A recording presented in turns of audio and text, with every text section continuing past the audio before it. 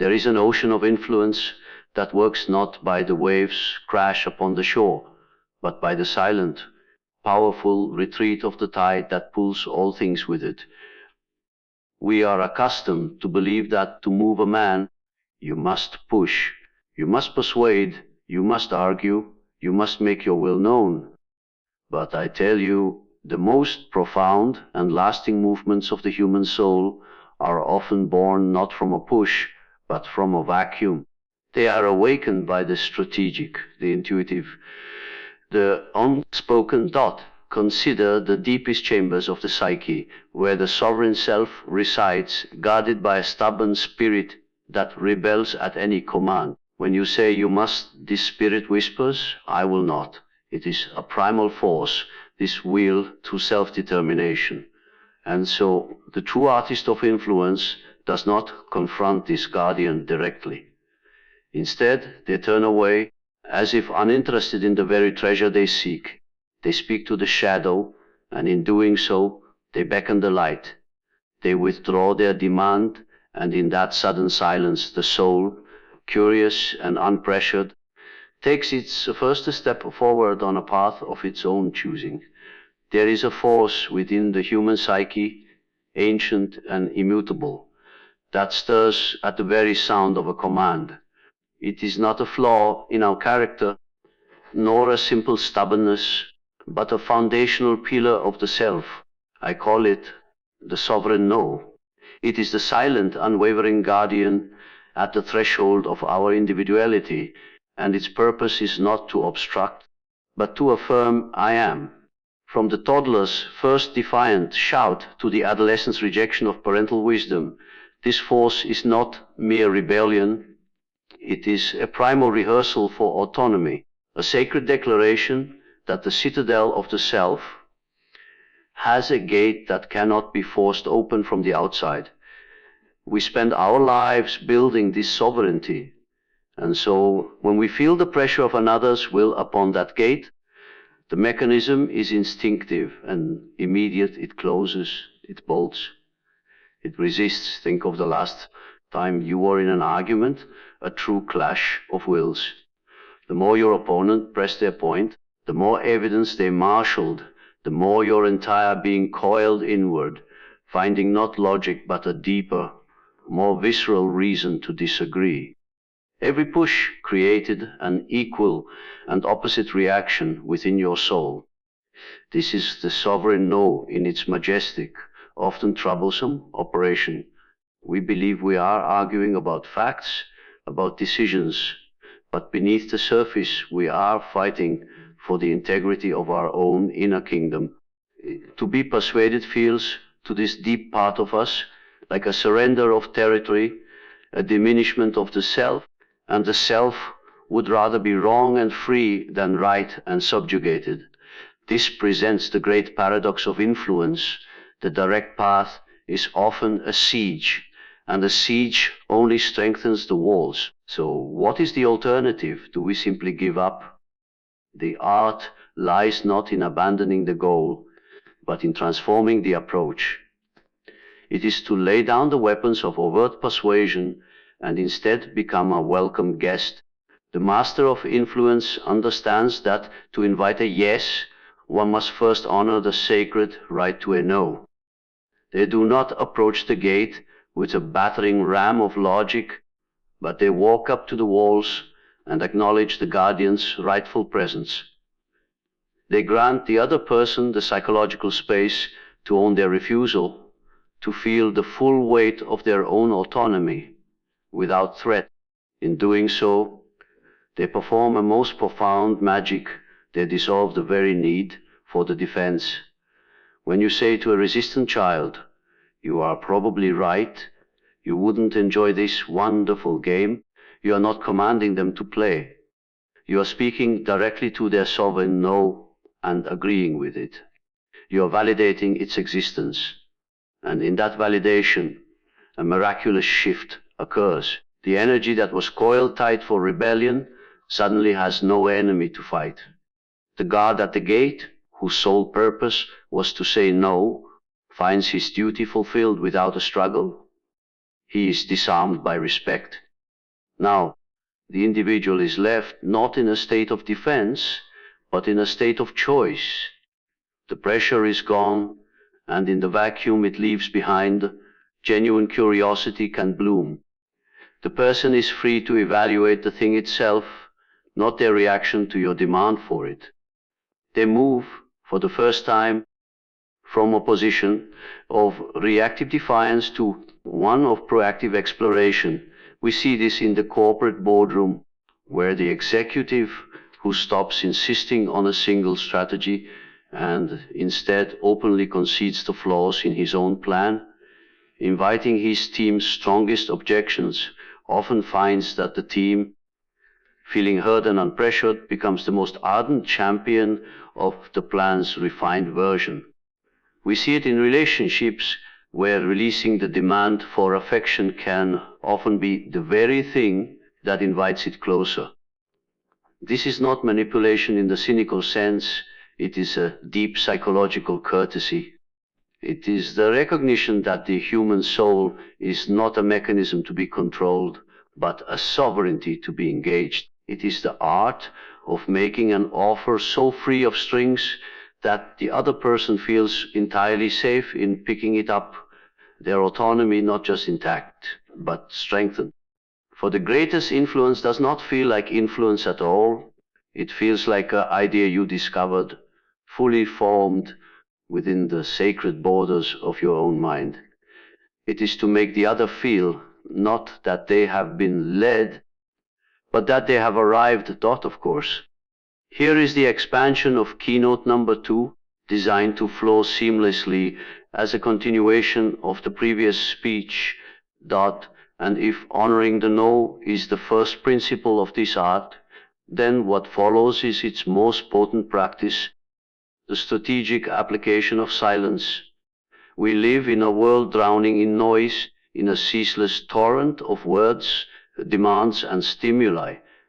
We have come to believe that to be heard, we must add to this cacophony, that to influence, we must fill every available space with the sound of our own reasoning.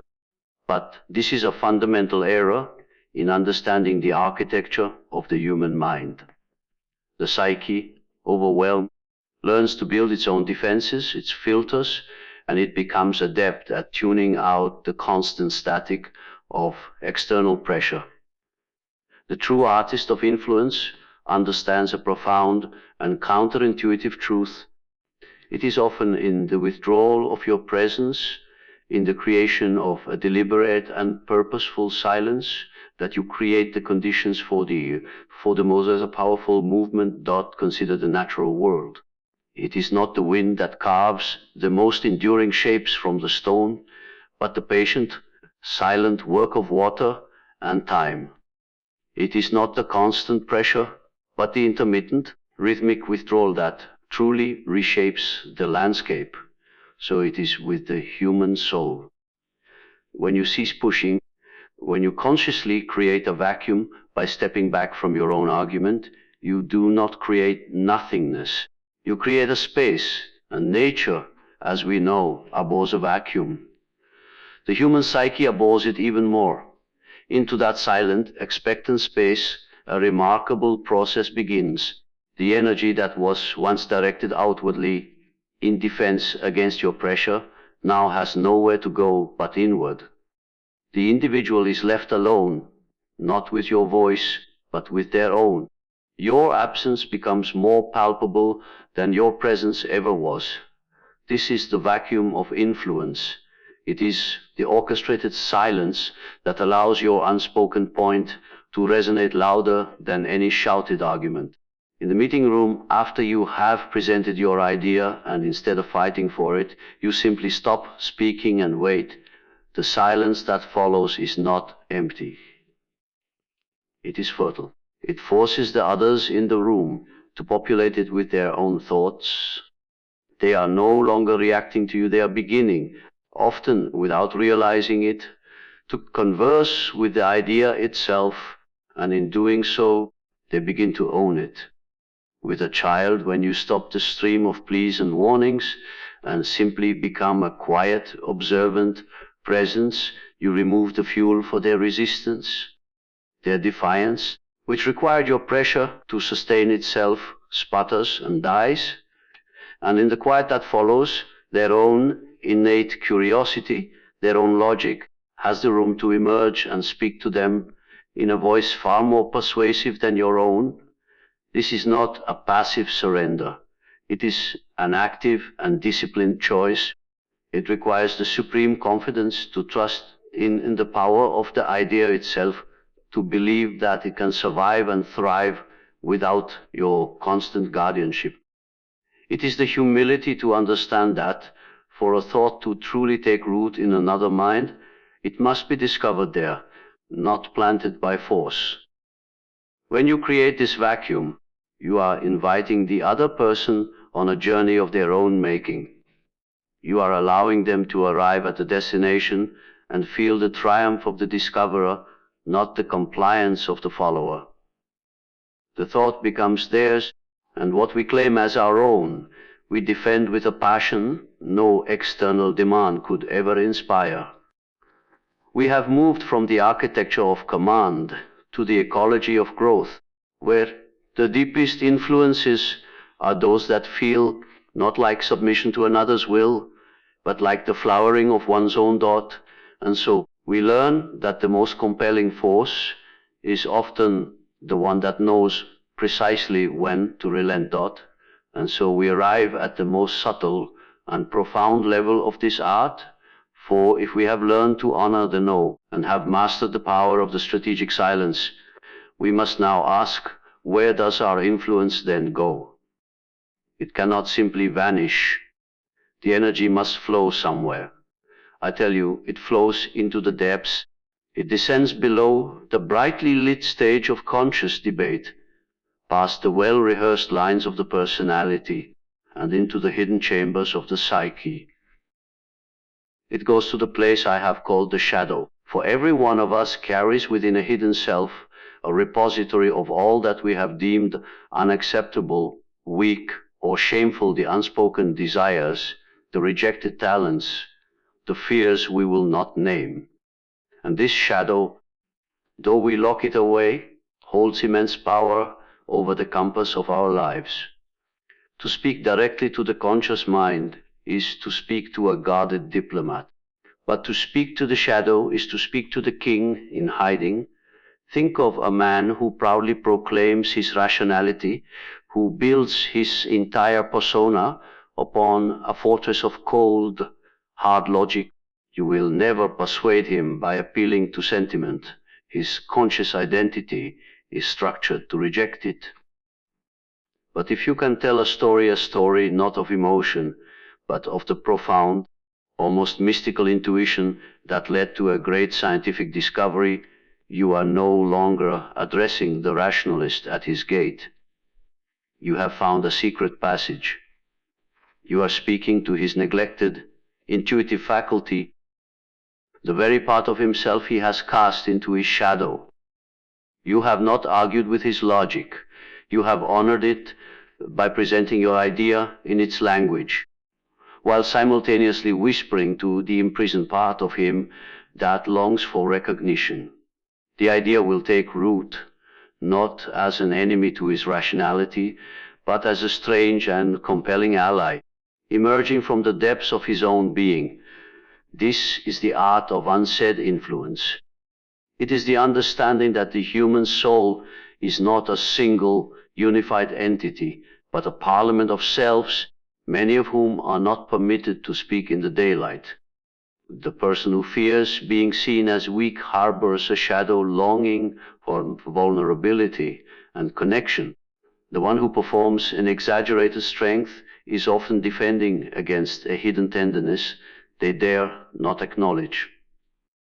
When you recognize this, your approach transforms. You cease confronting the persona, the fortified wall, and instead you send a message to the inhabitant within. You acknowledge the strength in the brittle man, and in doing so, you give his hidden vulnerability the safety to emerge. You acknowledge the profound sensitivity in the callous woman, and you invite her guarded empathy to take a single, tentative step forward. This is not deception, it is deep perception. It is the act of seeing the whole person, both the light they project and the shadow they conceal, and understanding that wholeness is the true goal. When you speak to the shadow, you are engaging in a sacred act of psychological completion. You are sending a signal to the lost parts of the self, telling them that they are seen, that they are valued, that they may have a voice. The resulting shift in a person's behavior is never one of coerced compliance, but of profound integration. They feel more whole, more energized, more truly themselves. The change feels, to them, like a discovery of a truth that was within them all along. You have not bent their will, you have helped them recover a missing piece of their own soul, and in doing so, their entire direction shifts to accommodate this newfound wholeness. The ultimate mastery of influence, therefore, is to become a mirror that reflects not only what a person is, but what they have the potential to become when their fragmented pieces are brought into harmony. And this leads us to the final, most paradoxical truth, one that the rational mind struggles to accept, but the soul recognizes instantly, that the ultimate power in influencing another is often found not in the act of grasping, but in the conscious, deliberate act of release. We are taught to strive to pursue, to hold fast to our desires and our objectives. We clench our fists around our intentions, believing that the tighter our grip, the more certain our control over the outcome. But the psyche does not respond to a clenched fist, it responds to an open hand. There is a profound magnetism in surrender, not the surrender of defeat, but the strategic, empowered surrender of the fisherman who knows that to land the fish, he must first give it line. This is the persuasion of release. Consider the nature of attention itself. That upon which we focus with intense, demanding pressure becomes charged with a strange energy. It becomes heavy, labored, it stiffens under the weight of our expectation. A relationship, a business negotiation, a creative endeavor when we want it too desperately, when we cannot conceive of an outcome other than the one we have predetermined, we inject a toxic element of strain into the process. The other person, or even the situation itself, feels this demand. It feels the hook, and the natural, sovereign response is to pull away. Our very need to control becomes the engine of its own failure. But when we find the courage to internally release that demand, when we truly, in the depths of our being, accept that the outcome may be what we wish, we perform a magical act of alchemy. We cut the wire of tension that connected our ego to the result. We unclench the fist, and in that opening, everything is transformed. The energy that was bound up in anxious striving is now freed and becomes a quiet, magnetic presence. The other person, no longer feeling the pressure of your need, ceases their psychological resistance. They are free, and it is in this state of freedom that they can genuinely turn toward you, not out of obligation or reaction, but from a place of authentic choice. You have not pushed them away by letting go. You have created the only conditions in which they can truly come close. This is the essence of non-attachment, not as a spiritual abstraction, but as a practical tool of immense power. In a negotiation, the party who is truly willing to walk away holds a silent, unassailable advantage. The peace is not a bluff. It is a genuine state of being that communicates terrifying and compelling strength. In matters of the heart, the love that is offered without chains, without the desperate need for reciprocation, is the only love that is truly free and therefore irresistibly inviting. You are no longer a beggar pleading for a coin. You are a king offering a gift.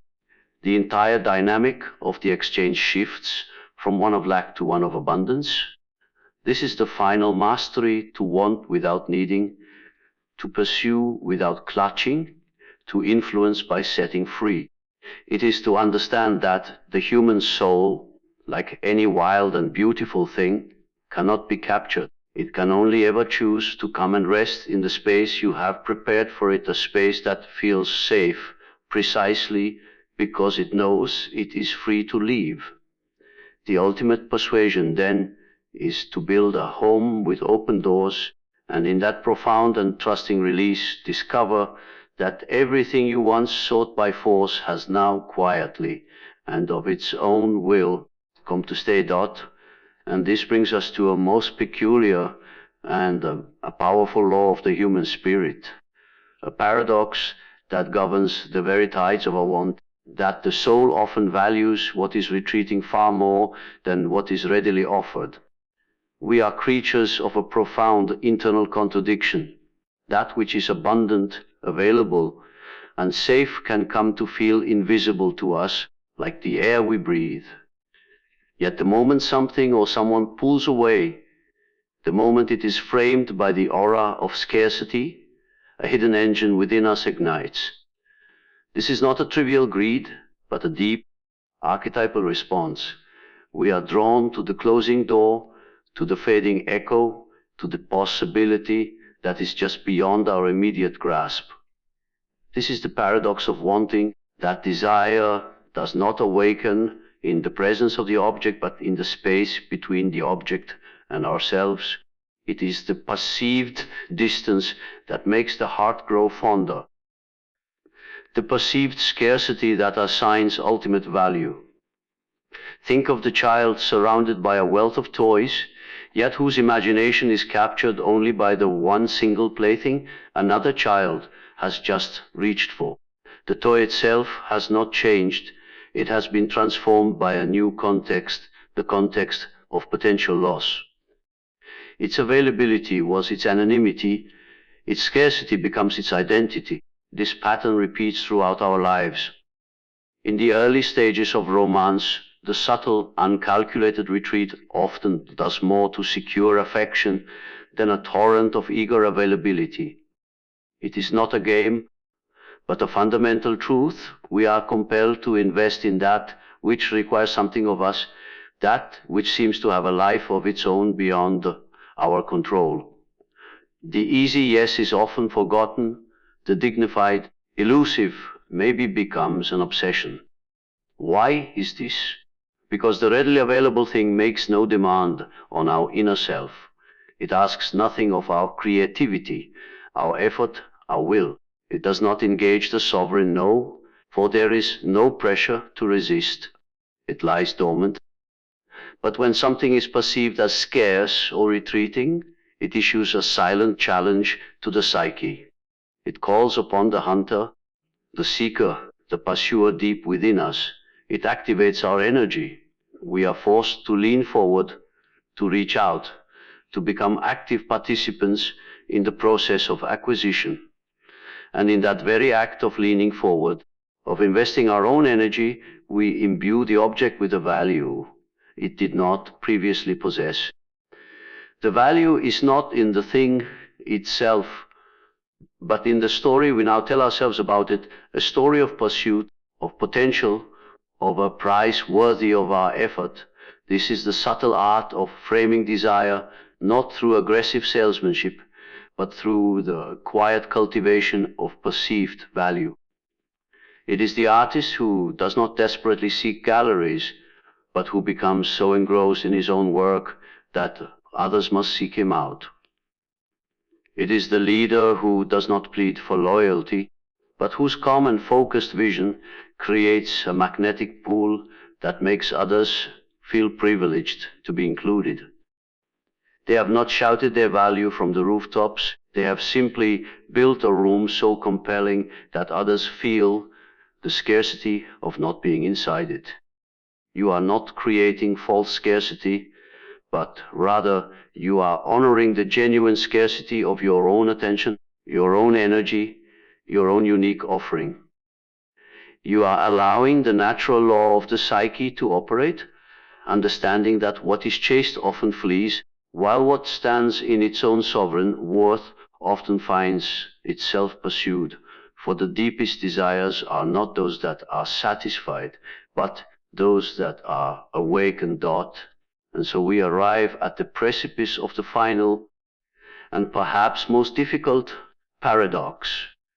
For if we have learned that desire flowers in the soil of perceived scarcity, we must now confront a truth that seems to defy all our instincts for self-preservation, that there exists a strange and formidable power in strategic surrender. We are taught to stand our ground, to defend our position, to never show weakness. We believe that authority is built upon the unyielding foundation of our will, a fortress that must never capitulate. But I tell you, there is a higher form of authority, one that is not found in the rigid grip, but in the conscious, deliberate choice to yield. This is not the surrender of the defeated.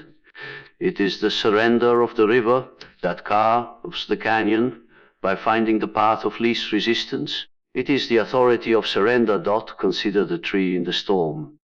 The rigid, brittle oak, which refuses to bend, will have its limbs snapped and its trunk shattered by the wind's fury. It stood its ground, and in doing so it met its destruction. But the willow, the pliant and yielding willow, surrenders to the gale. It bends low, its branches flowing with the tempest's energy, and when the storm has passed, it rises again, whole and unbroken. Its strength was not in its resistance, but in its capacity to yield. So it is in the conflicts of the human psyche. When you dig in your heels, when you cement your position and declare it unassailable, you force the other to become the storm. You create an opposing force that has no choice but to gather its energy to break you. Your rigidity creates their fury. But when you possess the inner fortitude to yield ground, when you can say, "You have a point," or "I had not considered that," or "Let us try it your way," you perform a psychological miracle. You disarm the conflict at its source. You have taken away the opponent's reason to fight. The energy they had gathered to assault your fortress now has no target. It dissipates. It becomes confusion. And in that void, something new can emerge. By surrendering the battle, you often win the war for influence. For you are no longer the adversary to be defeated. You have become the ally, the collaborator. You have absorbed their opposition by agreeing with it, and in doing so, you have neutralized its charge. This is the essence of true authority. It is not the authority of a tyrant, which must be constantly enforced with fear and pressure. It is the authority of the deep ocean, which commands not by resisting the waves, but by containing them. It is an authority that comes from a profound security in the self, a security so unshakable that it does not need to be constantly proven through victory in every minor skirmish. The leader who can yield to a subordinate's idea often secures that subordinate's loyalty far more effectively than the leader who must always be right. The parent who can surrender an argument to a teenager often finds the teenager, disarmed by the lack of resistance, later returning to the parent's original perspective with a newfound openness. For when you yield, you do not merely give up a position. You create an exchange. You offer the gift of validation, and in return, you receive a willing audience. You have proven that your goal is not to dominate, but to find the true path, and in doing so, you become a gravitational center around which others willingly orbit. The field is won not by the one who held the highest ground, but by the one who understood the lay of the land so deeply that they knew which ground was worth holding, and which to yield, so that the entire territory might become fertile for growth.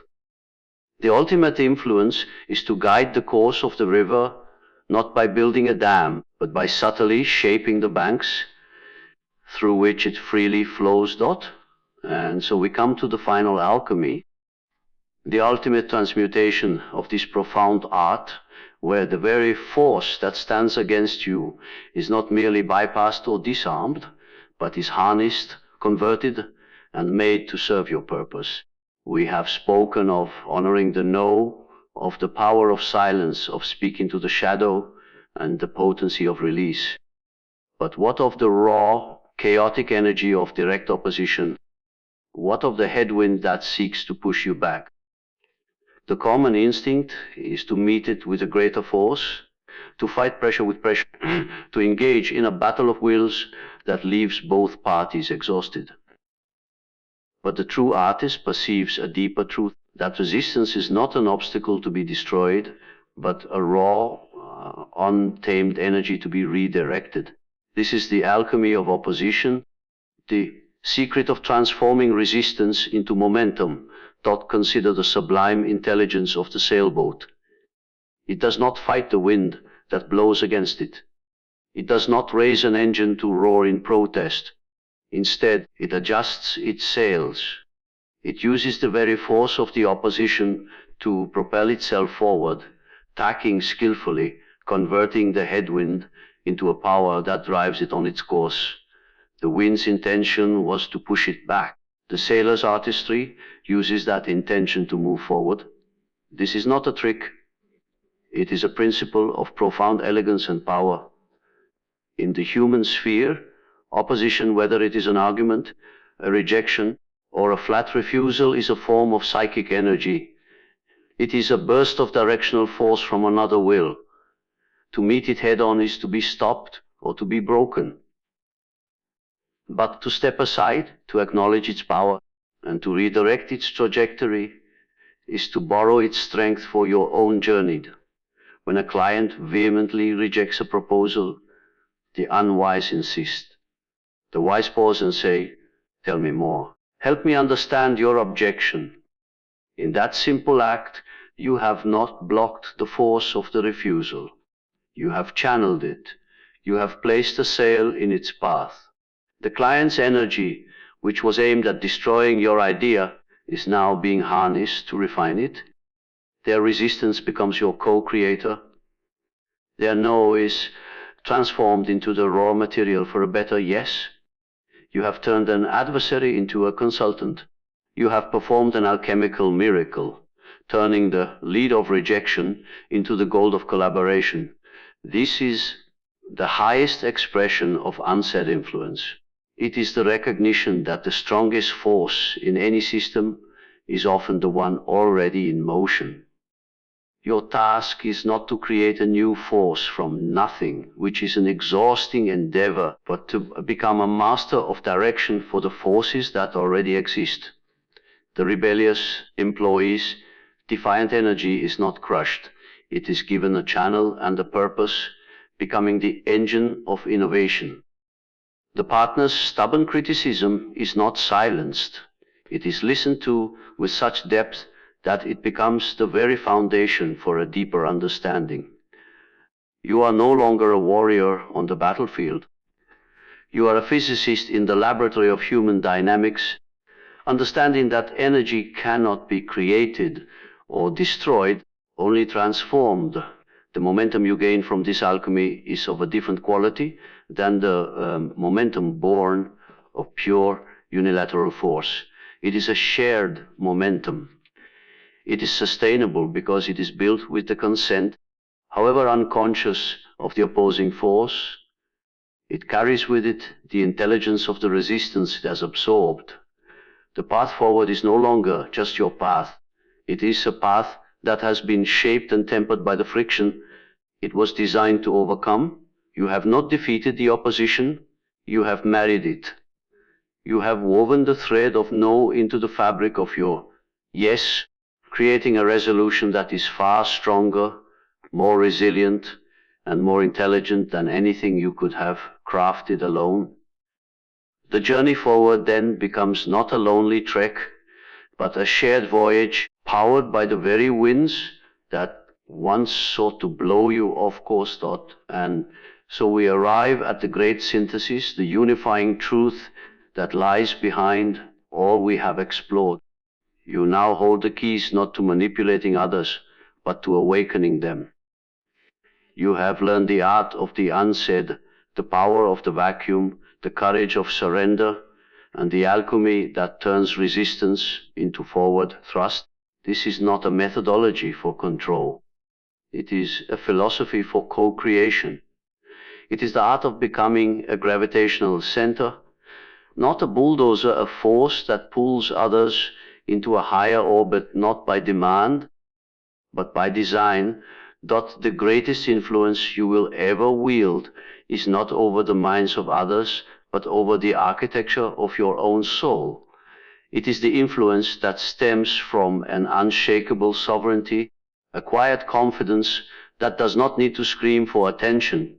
It is the power to stand so firmly in your own truth that others feel safe to stand in theirs beside you. You are no longer a beggar at the gate of another's will, pleading for entry. You are the architect of worlds, building with the subtle materials of silence, respect, and profound psychological understanding. So go forth from this place, not with a new set of tools, but with a new vision of your own potential. Go and practice this art of gentle power. Go and honor the no. Go and create the fertile silence. Go and speak to the shadow with compassion. Go and release the desperate grip and watch as what is meant for you flows effortlessly back. Go and harness the opposing winds and let them fill your sails. You are now initiates in the most profound dance of all, the dance of unsaid influence. You carry with you the secrets of the human soul. Wield this knowledge with wisdom and with integrity. Use it not to conquer, but to connect. Use it not to build empires of control, but to cultivate gardens of collaboration and understanding. You are no longer mere participants in the dynamics of influence. You are its masters. You are the alchemists. Now, go and transform your world. Thank you and good luck.